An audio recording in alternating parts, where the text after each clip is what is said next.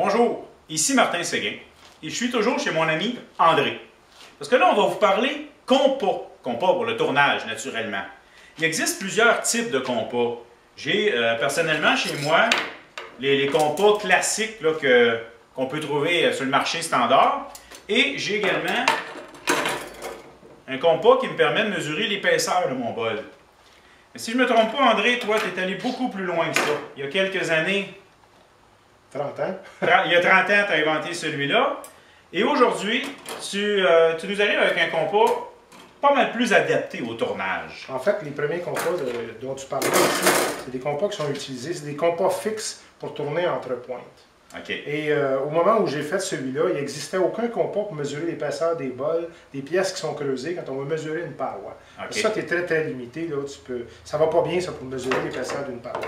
Alors moi, j'ai fait un compas qui avait deux formes différentes des deux côtés. Et ça, c'est un compas à lecture continue et à lecture visuelle, si on veut. Il n'y a pas de gradateur dessus. Non, bon, on rentre dedans et on regarde à l'autre bout, c'est ça? Tu mesures à un bout, puis à l'autre bout, ça te donne exactement l'épaisseur, mais c'est visuel. En tournage sur bois, c'est tout à fait suffisant.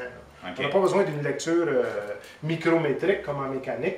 On travaille à l'œil, on travaille à peu près. Et ça te donne une lecture continue. Tu mesures ton bol, tu glisses sur ton bol, puis tu vois la variation d'épaisseur parce que ton compas, il bouge. Moi, je m'en sers souvent. Tu sais où aller ta bosse. Exact. Ça me permet de trouver les bosses pour le mettre tout égal.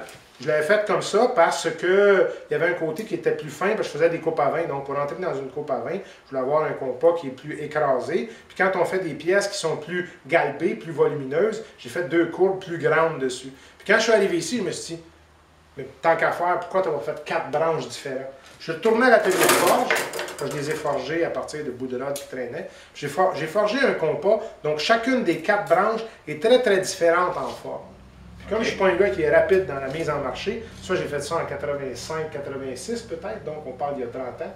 Et c'est qu'il y a quelques années que j'ai finalement, après des années à en rêver, fabriqué industriellement, en série limitée, mais des compas dans 3 grandeurs différentes qui reproduisent un peu les qualités du compas d'origine et que j'ai appelé dès le départ d'ailleurs, il est dans un livre de Gérard Bidou, qui est dénominé là, il s'appelle le compas 4 voies martel.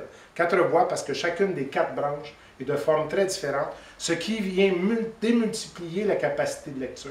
Tu as toujours une seule branche dans ta pièce. Bon, il est bien beau ton compas, André, là, mais on s'en sert comment? Ah ben le compas, c'est toujours, comme je te disais, pour mesurer l'épaisseur des parois. Dans le cas d'un bol, oups, celui-là il est monté sur un mandrin, ça donne bien parce qu'on va pouvoir voir... veux-tu que je le tienne ou... Non, c'est bon. Non. Alors, tu vois ici, tu mesures ta paroi et tu glisses, puis tu vois que lui est bien égal de forme. Quand on va arriver au talon, il va épaissir un peu. Je peux rentrer entre les mâchoires ici. Ça, c'est le gros avantage de celui-là. Directement au fond. Okay. Tu vas mesurer directement au milieu de ton bol. Parce que les autres compas sont beaucoup plus larges et ils ne passent pas entre les mâchoires. Okay. Les 4 courbes, ben, ça te permet aussi... Selon la forme du bol. Toutes sortes de... Prends une pièce comme ça. Là. Ça, dans les années 80, je fais beaucoup de pièces évidées comme ça. Mais si tu arrives à mesurer ta surface en haut ici, il faut que ton compas il soit perpendiculaire à la surface. Là, ici, le trou est très petit. Là, j'y suis. Okay. Alors, sur le coin, je vais utiliser la deuxième branche ici, qui me donne une autre capacité de lecture de forme. Hey, tu viens de la casser. Ouais. Elle avait déjà fait son effort, celle-là. Je l'ai gardée justement pour montrer la coupe d'une coupe. Mais elle va bien pour montrer. Tu vois ici, là, je vais aller mesurer. Avec cette branche-là, je peux aller mesurer le côté. Puis avec la grande plus profonde, je peux aller mesurer carrément le fond du bol ici. Une mesure très très précise de l'épaisseur. Okay, ouais. Alors, si je fais la même chose avec la coupe à vin ici, là, t'imagines, les autres branches, ils ne marchent pas. Il ne rentrerait pas dedans, non? Ils ne rentrent pas dedans. C'est que la petite étroite comme ça qui va dedans. D'ailleurs, c'est pour ça que celle-là que je l'ai faite aussi mince.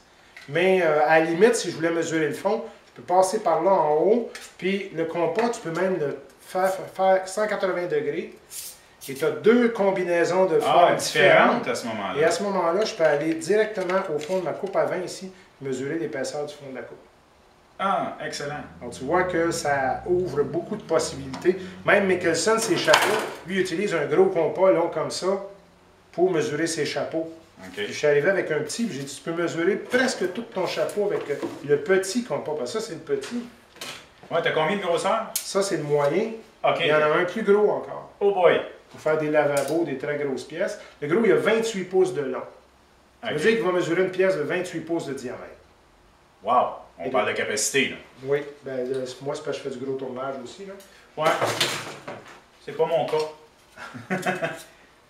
Écoute, où est-ce qu'on peut trouver ton compas? Ben, au Québec, il n'y a personne d'autre que moi qui le distribue pour l'instant. En France, c'est auprès de mon arbre. C'est un petit commerce de tournage qui a du très, très beau matériel, soit dit en passant. Bordet en a peut-être en France. En Autriche, c'est Magma.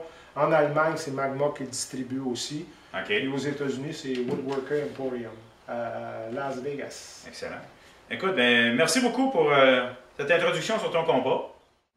Eh bien, j'espère que vous avez apprécié. Merci. Je vous invite à me suivre sur ma chaîne YouTube. C'est le petit bouton s'abonner dans le bas de l'écran. Vous pouvez également me suivre sur la page Parlons Bois sur Facebook et ou également sur ma page Google+. Ça m'arrive de donner des formations ici même dans mon atelier ou encore chez les gens. Il suffit de me contacter pour qu'on s'arrange. J'espère que vous avez apprécié. Merci.